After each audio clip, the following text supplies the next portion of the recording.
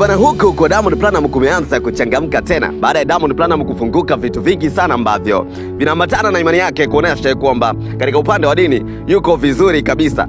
Tuliona Diamond Platnumz akiwa anahusika katika ufuturishaji wa watu wengi sana hapa kipindi cha katikati. Tuliona ile Wasafi Iftar ambayo aliweza kuiandaa, ambapo watu wengi waliweza kwenda kupata iftari pale katika mwezi mtukufu wa Ramadhani.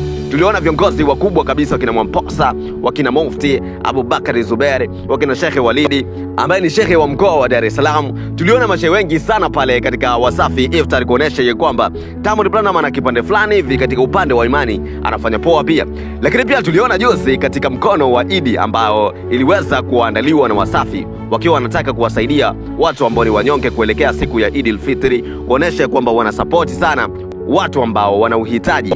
Diamond Platnumz alikuja kufunguka vitu ambavyo vilikuja kuwagusa watu wengi sana, viliweza kuwastua watu wengi sana baada ya kufunguka ya kwamba ana swali na tena ana mwaka wa 3 mpaka sasa yupo katika kipindi cha ibada.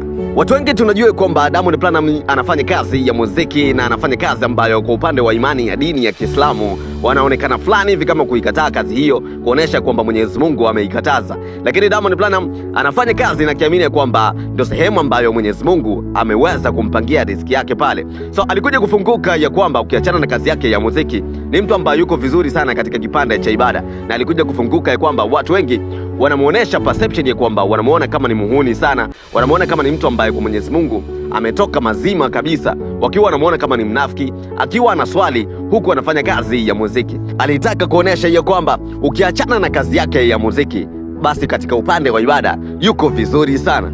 Baada ya kipindi cha hapa katikati, baada ya kuonekana watu wazito sana, watu wazito katika imani, nikimaanisha Dr. Sule akiwa analalamika juu ya wasanii ambao wanafuturisha for fame, yani kutaka waonekane, kutaka kiki na kutaka kutrendi. Alikuja kufunguka kwamba watu wengi ama watu maarufu wote wanafuturisha ili waweze kuonekana, ili waweze kutrend. Na alikuja kufunguka kwamba pia wanafuturisha watu ambao wanajiweza, yani wanafuturisha matajiri, yani wanafuturisha mastaa wenzao ili tu kuonekana katika mitandao.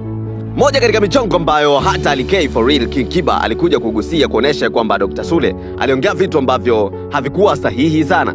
Kulikuwa na karibeti fulani hivi kati ya Ali Kiba pamoja na Dr. Sule kubishana na kuonesha kwamba kuna baadhi ya vitu havikuwa sawa. So katika upande wa Diamond Platnumz alikuja kuulizwa kwamba hii michongo ya kwamba nyinyi mnafanya vitu ambavyo vipo katika imani lakini mnafanya for fame, the way ambavyo watu wanadai ya kwamba mnataka kuonekana, unalichukuliaje? So Diamond Platnumz alikuja kufunguka ya kwamba vitu vingi ambavyo anavifanya watu wengi wanaona ya kwamba labda anafanya kujichoresha, anafanya ili aonekane, lakini alikuja kuthibitisha kwamba anafanya kwa ajili ya Mwenyezi Mungu. Alikuja kufunguka ya kwamba mpaka sasa ana mwaka wa 3 yupo katika ibada, yani anaswali swala 5 na hajawahi kukosa swala hata moja.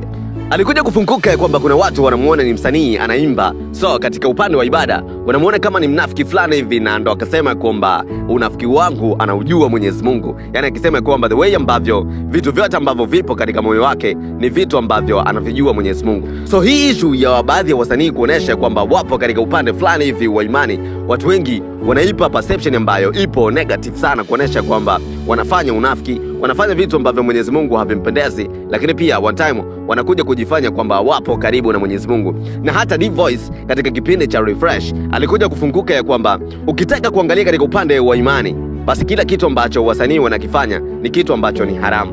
Na by the way, hivi ni vitu ambavyo watu wote ambao wapo katika imani ya dini ya Kiislamu wanavielewa vizuri kabisa.